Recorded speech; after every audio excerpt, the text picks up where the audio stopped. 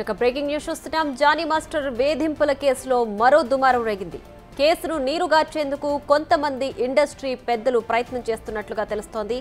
ఈ క్రమంలో తెలంగాణ మహిళా కమిషన్ చైర్పర్సన్ను కలిసి బాధితురాలు మొరపెట్టుకుంది.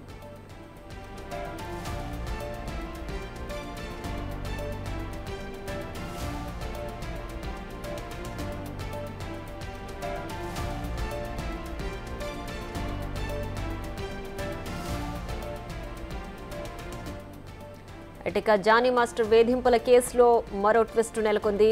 సో ఇండస్ట్రీ పెద్దలు ఈ కేసుని నీరుగార్చే ప్రయత్నం చేస్తున్నట్టుగా తెలుస్తోంది. దీనికి సంబంధించి బాధితురాలు ఇప్పటికే తెలంగాణ మహిళా కమిషన్ చైర్పర్సన్ను కలిసి మొరపెట్టుకుంది. తనకు ఎలాగైనా సరే న్యాయం చేయాలని బాధితురాలు కోరుతోంది. సో ఇప్పటికే జానీ మాస్టర్ కేసుకు సంబంధించి ఆయన అజ్ఞాతంలో ఉన్నారు. ఎక్కడున్నారో కూడా ఇంకా తెలియదు. దీనికి సంబంధించి ఇప్పటికే పోలీసులు కూడా వెతుకుతున్నట్లుగా కూడా తెలుస్తోంది. సో జానీ మాస్టర్పై వేధింపుల కేసులో మరో ట్విస్ట్ నెలకొంది. ఇండస్ట్రీలోని పెద్దలే ఈ కేసును నీరుగార్చే ప్రయత్నం చేస్తున్నారంటూ కూడా బాధితురాలు మహిళా కమిషన్ చైర్పర్సన్ను కలిసి తనకు న్యాయం చేయాలంటూ కూడా కోరుతోంది. పోలీస్ స్టేషన్లో తన కేసును నీరుగార్చుతున్నారని ఇప్పటికే తెలిపింది. అంతేకాదు తాను చెప్పిన స్టేట్మెంట్ను పోలీసులు వక్రీకరించేందుకు ప్రయత్నిస్తున్నారని కూడా ఆరోపించింది బాధితురాలు.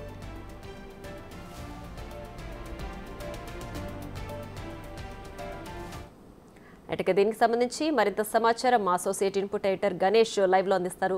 గణేష్, చెప్పండి, జానీ మాస్టర్ కేసుకు సంబంధించి ఇండస్ట్రీ పెద్దలు ఇందులో తలదూరుస్తున్నారు, ఈ కేసును నీరుగారుస్తున్నారంటూ కూడా న్యూస్ వస్తుంది. దీనికి సంబంధించి ప్రస్తుతం అప్డేట్ ఏంటి? గురించి బాధితురాలకి సపోర్ట్ చేస్తున్న వాళ్ళు ఎవరైతే ఒక భయాందోళన వ్యక్తం చేస్తున్నారో, అనుమానాలు వ్యక్తం చేస్తున్నారో అది 100% నిజమయ్యేలాగా ఈరోజు జరుగుతున్న పరిణామాలు అనేవి మనకి ఆందోళన కలిగిస్తున్నాయి. ఎందుకంటే డైరెక్ట్గా ఏదైతే బాధితురాలు జానీ మాస్టర్పై చేసిన ఏదైతే సెక్సువల్ హెరాస్మెంట్ తనను వేధించారని, సెక్సువల్ హెరాస్మెంట్ చేశారని ఒకవైపు ఫిలిం ఛాంబర్కి ఫిర్యాదు చేయడంతో పాటు మరోవైపు తనని రేప్ చేశారని ఏదైతే పోలీస్ స్టేషన్లో బాధితురాలు ఫిర్యాదు చేస్తుందో ఈ ఫిర్యాదు పైన ఒకవైపు విచారణ జరుగుతుండగానే ఈరోజు అంటే ఆవిడ దగ్గర స్టేట్మెంట్ తీసుకున్న తర్వాత 0 FIRగా నమోదు చేసిన తర్వాత ఫిర్యాదు తీసుకున్న తర్వాత ఆ ఫిర్యాదులో తాను చెప్పిన అంశాలు కాకుండా వేరే అంశాలు జోడించారు అనేది ఆవిడ ప్రధానమైన ఫిర్యాదు. ఎందుకంటే దాన్ని ఇప్పటికే నీరుగార్చే ప్రయత్నాలు జరుగుతున్నాయనేది స్పష్టంగా చెప్తుంది. ఈ నేపథ్యంలోనే తెలంగాణ మహిళా కమిషన్ చైర్పర్సన్ నేరెళ్ల మాధవి శారద దగ్గరికి ఆవిడ కలిశారు. నేరుగా వెళ్ళి బాధితురాలు కలిసి తన గోడంతా విన్నవించుకున్నారు. అంటే ఏదైతే తనకు అన్యాయం జరుగుతోంది, ఇప్పటికే ఒక పెద్ద డాన్స్ మాస్టర్గా ఉన్న జానీ మాస్టర్ పైన ఫిర్యాదు చేయడానికి తాను ముందుకు వచ్చాను. కానీ వాటికి ఏదైతే ఫిర్యాదు చేసిన తర్వాత అటు ఫిలిం ఛాంబర్ కావచ్చు, అటు పోలీసులు కావచ్చు పూర్తి మద్దతు తెలియజేశారు, తనకి సపోర్ట్గా నిలిచారు. ఈ రోజున 2-3 సార్లు సమావేశాలు నిర్వహించారని ఆమె చెప్పడంతో పాటు కానీ ఇందులో తనకు న్యాయం జరగదేమనే ఒక ఆందోళన అయితే ఆమె బాధితురాలు వ్యక్తం చేసింది. ఇందులో ప్రధానంగా అంటే పోలీస్ స్టేషన్లో ఫిర్యాదు ఉందో, పోలీస్ స్టేషన్లో ఫిర్యాదు, దాని తర్వాత ఒక స్టేట్మెంట్ రికార్డ్ చేశారో తను వెళ్ళి తన స్టేట్మెంట్లో చాలా అంశాలు తాను చెప్పినట్లు కాకుండా వేరేగా ఉన్నాయనేది బాధితురాలు పూర్తి సమాచారం పోలీసులకు విన్నవించింది. అయితే నువ్వు ఇలాంటి స్టేట్మెంట్ ఇచ్చావనేది కొందరు పోలీసులు ఆమెతో వాదన చేయడంతో పాటు దానిపైన అనేక అనుమానాలు ఆ బాధితురాలకు వ్యక్తమయ్యే పరిస్థితులు ఏర్పడ్డాయి. దీంతో ఆమె మహిళా కమిషన్ని సంప్రదించింది. ఇప్పుడే కొందరు పెద్దల దృష్టికి కూడా సినిమా ఏదైతే ఫిల్మ్ ఇండస్ట్రీ ఉందో ఫిల్మ్ ఇండస్ట్రీలో పెద్దల దృష్టికి కూడా తీసుకెళ్ళింది.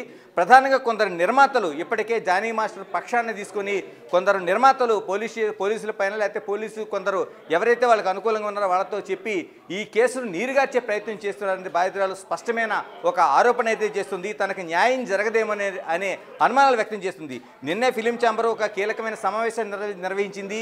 అంటే ఎక్కడ నిష్పక్షపాతంగా విచారణ జరుగుతుంది, బాధితురాలకి న్యాయం జరుగుతుంది. ఎందుకంటే మిగతా బాధితులందరూ ఒక ప్లాట్ఫామ్కి వచ్చే అవకాశాన్ని మేము కల్పిస్తామని ఏదైతే ఫిలిం ఇండస్ట్రీతో పాటు సెక్సువల్ హెరాస్మెంట్ది ఏదైతే ఒక వేదిక ఉందో వాళ్ళందరూ కూడా దీనిపైన స్పష్టంగా చెప్పి కరెక్ట్గా 24 గంటల గడవక ముందే ఈ విధంగా బాధితురాలు పోలీస్ స్టేషన్లో తనకు అన్యాయం జరగబోతుంది, మరోవైపు తన స్టేట్మెంట్ని మార్చే ప్రయత్నం జరుగుతుంది, మరోవైపు ఏదైతే ఉందో ఆ పరిస్థితులకి భిన్నంగా తనకు అన్యాయం జరుగుతుందని ఈరోజు మహిళా కమిషన్ ఆశ్రయించింది. దీనిపైన ఇప్పుడు ఫిలిం ఛాంబర్ పెద్దలు ఏం చెప్తారు, మరోవైపు ఇప్పటికే ఆయన పైన వేధింపులు సెక్సువల్ హెరాస్మెంటు, మరోవైపు రేప్ కేసుతో పాటు పోక్సో యాక్ట్ను కూడా పెట్టారు. కాబట్టి ఇలాంటివన్నీ ఒకవైపు మంచిగా జరుగుతున్నాయన్న సమయంలో నా బాధితురాలకి అనుమానం వచ్చేలాగా జరుగుతున్న ఈ పరిస్థితిని తీవ్రంగా పరిగణించాల్సిన అవసరం ఉందనేది ఆమె పక్షాన ఎవరైతే నిలబడారో చాలామంది డిమాండ్ చేస్తున్నారు. దీన్ని మహిళా కమిషన్ ఇప్పటికే సీరియస్గా తీసుకున్నట్టుంది. ఎందుకంటే బాధితురాలి నేరుగా వెళ్ళి మహిళా కమిషన్ కలిసింది కాబట్టి దానిపైన న్యాయం జరుగుతుందనే ఒక ఇదైతే వాళ్ళు వ్యక్తం చేస్తున్నారు.